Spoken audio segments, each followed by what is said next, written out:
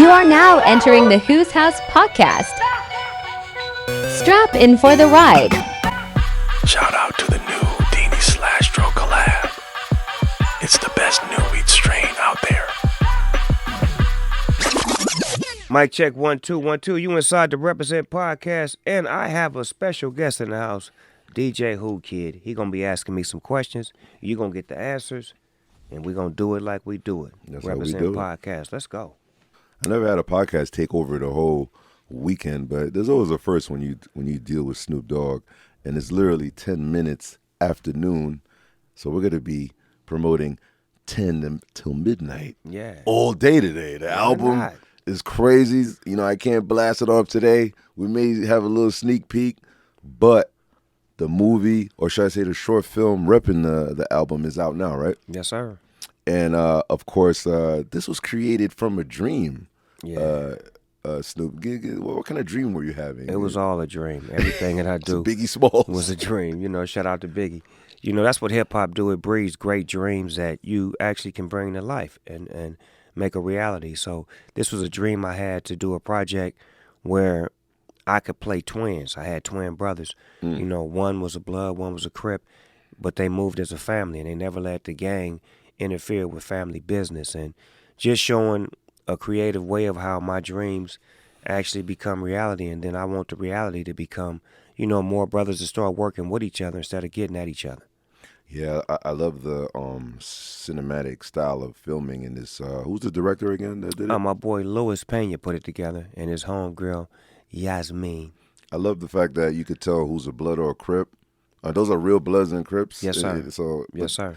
last time I was here, we FaceTimed Tom Hardy. I don't know if maybe he influenced you in doing the twin brother movie thing, because he had a classic. The Craze. He did the Craze. Yeah, Come on, my nigga. You know I'm a fan of Cuz. Yeah, that UK movie. I know we talked about it, and I called him. We FaceTime, but you are a fan of him playing a twin, running the underworld.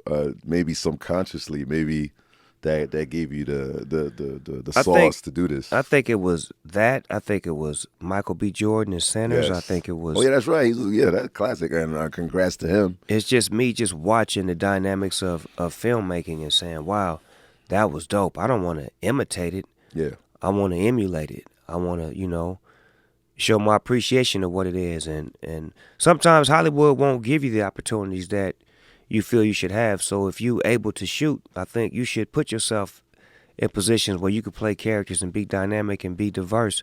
So that way, you know, you can get off your abilities as a actor, musician, artist, whatever it is, and don't wait on some studio to greenlight you to say that you're qualified. Tom Hardy, you got to bring him. Oh, I got some. These are cool short films, but when you get your big budget, I'm on him. yeah, you know, I'm on him. You know. I told you I loved him when he played Bang in Batman. Oh, okay. He was gang bang for that character right there. Oh, it's Bang. He actually broke. Did he You break won't his be needing spine? that. Yes, you won't be needing this. Can we enjoy some gin and juice while we live on air? Why not? Not why. This is the That new flavor, huh? 10 to midnight mix. We might as well mix it up, right? 10 till midnight. Well, what flavor you want, Snoop? My favorite is still melon, but these are the new ones. Oh my God, we got apricot, What else? honey apricot. This is new. Let's go. This is all honey apricot. The same brand. Oh no, you got citrus in here too. Oh yeah, it's mixed. Oh, these are. Oh man, so I have a citrus and you have the honey apricots. All procured by Dr. Dre. He's not only a doctor in the studio, he's a doctor and a chemist. I mean, it only took like 20 years. I don't know why you guys never had this out 20 years ago. Dre so specific with taste and look and what you gotta love. That's why his shit is so what it is. You know what I'm saying? Oh yeah, this citrus is yeah, this citrus is Yeah, it. see, this the type of shit get you in trouble. That apricot tastes good like a real one. Like they cut him with a knife. I heard you snuck some out in the Winter Olympics. You brought it to Milan. You had your own gin and juice out there, huh? in the Make sure sidelines. my shit go everywhere I go. My shit is international. How was it, man? I know you love doing the The Winter Olympics man. was beautiful, whole kid. I got a chance to meet a lot of exceptional crazy. athletes and people and, family members. How does it feel to hold the torch and you bring it to the destination? Like, I heard that's like a different That's type a different of feeling. kind of feeling. It feels like it's a spiritual thing, like you're ordained with the spirit of love and peace and unity. It feels like all of that shit is within you when you holding it, and you are the bearer to make the world know that it's in them too.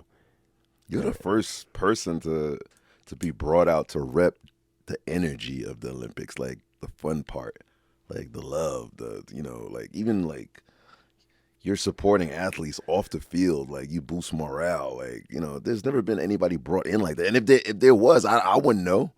Who the hell did they ever bring shit like that? Like, I think it's one of a kind, yeah, definitely. and it's true to my spirit. So it's not about money or fame. Mm-hmm. It's about the connection of people. Like, that's the joy that I get, because you could never give me an amount of money to satisfy me like the satisfaction that I get from people who I engage with, and we become family members, and they spirit and my spirit lock up, and we build a friendship, brotherhood, or a sisterhood.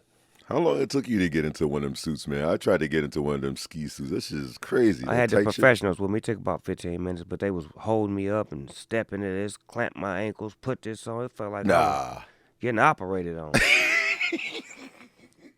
How was curling? Isn't that like the most boringest shit ever? That's the most athletic sport in the world. You got to be able to lunge and push and hold your foot. They be like, it is a difficult sport. They make it look so really easy. It's so difficult. All respect to the curling team. Snoop Dogg in curling? Yeah.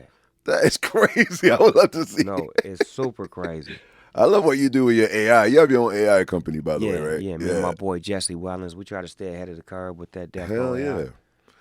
You have you have a cartoon department too? Because when I saw in a short film, it goes back and forth into like effects and cartoon. That's what my oldest son, Corday, and Cordell, he brought that in. They working together, so that's his specialty. So they went to Japan and talked to some people, and they, like I said, they diversifying the whole portfolio when it comes to the family business. Before you get out of here, speaking of AI, there's an AI of you, M50, and Dre on this. That ain't no tour. That shit ain't Up real. in Smoke tour. Can you that clear that AI up, please? Shit ain't real. If it was real, first of all, that would be the illest tour, yo, bro. It would, but you would hear us physically saying something. That's what I'm saying. I'm like, if Snoop ain't talking about it, the way your social media goes, you drop like 10, 20 things a day, and you still ain't talking about this tour. Man, that don't even make sense. That should be right there. Some fake shit. And 52, the king of fucking social media. That would be the head of our motherfucking Instagram pages right now. And the last question is your current top 5 rappers of all time. Like, does it change every couple years, or is it still the same? Like, I think my shit stay the same. If it changes, it's always one name that it flip flops. It's always gonna be, you gonna catch Rakim in there, Ice Cube, Slick Rick. I knew Slick Rick was in there. It's gonna always be them three gonna be in there off the top. Then it's like that last two. It boils down to, okay, is it gonna be Ice-T? Is it gonna be Too Short? Is it gonna be Big Daddy Kane? Is it gonna be KRS-One? It's like the elitists of the elite. Wow. Get that last two spot, but I feel like them three that I named off the top, Rakim, Ice Cube, and Slick Rick, they don't move. Wow. I want to see Snoop Dogg come out to a Playboy Cardi or a Trippie Redd concert and just and wear all black. Yeah, I don't know if you're gonna wear them big boots. I know you have your own. I come out there, gangster. You know they be wearing them big ass boots out there. I don't know. Let Peasy bring me out there with that record we got. Oh, that's the radar.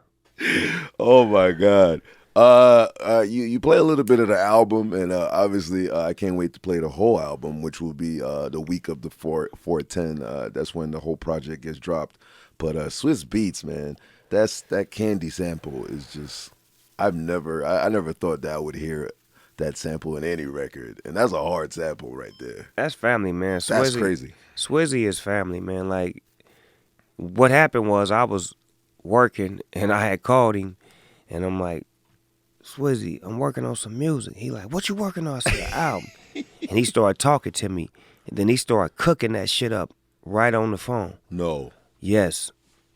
He like, you need some shit like, Tastes like candy. like, I can feel it when you walk. He started putting that shit together. And from there, it was like, okay, let me match his energy. Because he always energetic. He ain't laid back. Like, when I get with him, the laid back shit is out the window. That is a fucking hit right there.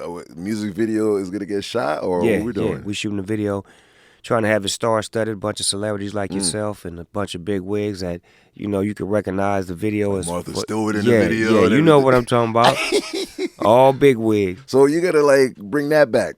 It's time. Oh, wow. And, of course, Pharrell, give me an intro on this. That's like your brother for life right there. Anytime I'm working on a project, Skateboard P gets a call. I don't care if he in France, if he in Stop Miami. what he's doing. He's going in.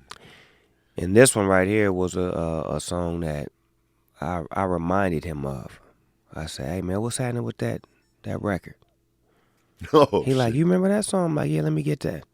oh, so you did this one. Like, It was a record that he sent me years ago. wow. But it just feel like right now. That's what it is about Timeless. great music. It's timeless. Yeah. You can make a song today, but it may not hit right now. It may need to come out when it need to come out. Snoop got the cheat code. He got Dre on deck. He got Pharrell on deck. He got like every producer that he could just make a phone call and they would just like go right there and work. I mean, you're blessed to have that kind of opportunity that you could just call these brothers, and they're your brothers. Yeah, but it's the work that we put in together that Yeah. allows that relationship. Anytime they Anywhere. put the bat signal up for me, I'm there. For them, they there. We never say no to each other. That's crazy, man. Do Wrong and Rue Little, man. Do Wrong is the reckless gangster crip. And, of Yeah. course, this is the first time I ever saw another twin be smooth, organized gangster blood. Yeah. So that's definitely from the mind of Snoop Dogg. But you... Because I got a lot of homies like that Yeah. are, Oh, like family members. yeah, they're and the they'll family be member, split. and they from different gangs. Oh, wow. I didn't know that. And Okay. they love each other, and you can't tell Okay. that they hoods don't like each other. It's about them, and they put the family business ahead of the other business. So it was easy to draw from. Okay. But to say, me playing a blood and a crip, you so used to me being a crip in everything I do because that's what I am in real life. But this is acting. This is a dream that becomes a reality in acting. And it's showing you that you could play any character you want if you make it believable. Well, please tell me you're going to bring Denzel Washington back to your world because you went in his world on... Oh, man. I would love to have Deep do something that we working on. That'd be official, like Denzel a referee with a Washington, whistle. Come on, Snoop Dogg. man. Too big. You could do those kind of wild movies where they're like Caesar, like, Snoop. I saw you in the Olympics wearing like ski outfits, but can you imagine you being like in 300 BC? Royal. You fight Yeah, lions and yeah. shit. You could do that shit, I Snoop? think so. I mean, that would require, some working out, some mental and physical training. But anytime I'm given a job that is challenging, I kind of like get up for the challenge. And, of course, Leave That Dog Alone, another secret killer right there. Yeah, man, sometimes you want to let that sleeping dog rest. And Don't wake up the dog. that's what I'm saying. And sometimes Leave him in You the gotta house. let him Leave him know. in the doghouse. Or leave that dog alone. you ever see when it says a warning? What's that Yes, shit? beware Beware the of owner. dog. because the owner will shoot. Leave that nigga alone, Leave him man. alone. Your Represent podcast is kicking ass. Explain to me, how you feel about it, man. I know that's like That's my you baby. love it. That's your little baby right there. Well, I created it because I was not seeing any podcast that represented positivity, peace, Yes. love, reflection on great things. So it was negativity out It's there. all reaction. Yeah. Who got fucked Gossip. up, who going to jail, et cetera, et cetera. So I was like, I want to be a bright spot. I want to be able to show that there are great things that happen in our community, and there are great people who know how to, put a spotlight on that. So to show that through my works, the people that I'm associated with, and to bring a podcast that has no hate, no negativity, just pure love from episode 1 to episode 44, nonstop. And you're going all the way to 100, man. What you gonna do on the 100 one? You gotta have like Probably let my subscribers come to the compound and hang out for a couple hours. Oh, really? Yeah, something like that. Maybe you need to get your boy's coming back. Jay-Z's I heard his album coming out this summer, man. So. Yeah, I may have to get Jay-Z on the 100th episode to come sit down and do a Jay-Z, yo, please do that, man. I don't want to snitch on him, but he's doing his arena show at I think the Yankee Stadium in July, man. I don't know, maybe Snoop might pop out. I don't know, man. All he gotta do is holler, Jay. Just one phone call, huh? That's it. Not even a phone call, a text. Oh shit! See, family get it like that. Yeah. These are my peers. People that I came up with.